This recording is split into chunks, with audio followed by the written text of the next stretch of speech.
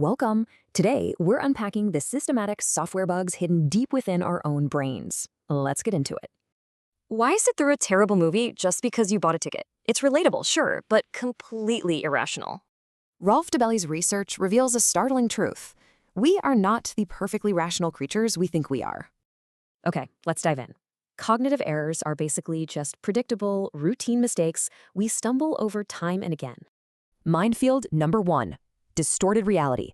Let's look at how we systematically misjudge the world around us.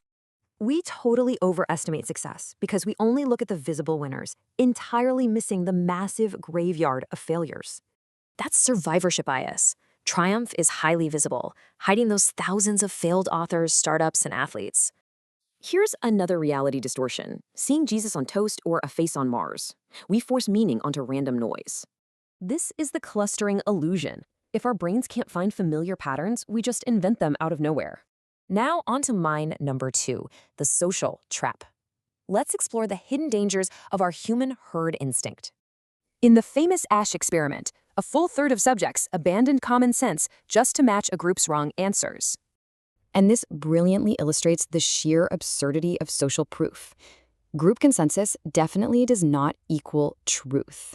This herd mentality also makes us blindly obey supposed experts and authority figures, even when they have disastrous track records.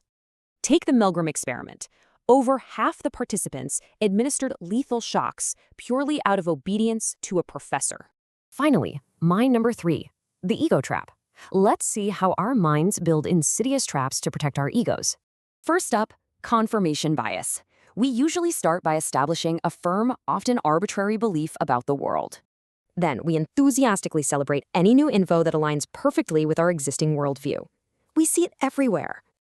Finally, we actively ignore direct contradictions, blindly dismissing them as mere exceptions just to protect our fragile egos. This brings us to the sunk cost fallacy. That's the psychological trap behind our opening bad movie question. We refuse to abandon bad investments because quitting means a painful, ego-crushing admission that we were actually wrong. So, what's the solution? We can't cure our irrationality entirely, but awareness is our most powerful tool. The crucial point here is this quick checklist.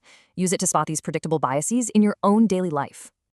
Because avoiding massive errors doesn't require superhuman cunning. All we really need is to be slightly less irrational. Think about your last big decision. Which of these biases secretly influenced your choice? Catch you next time.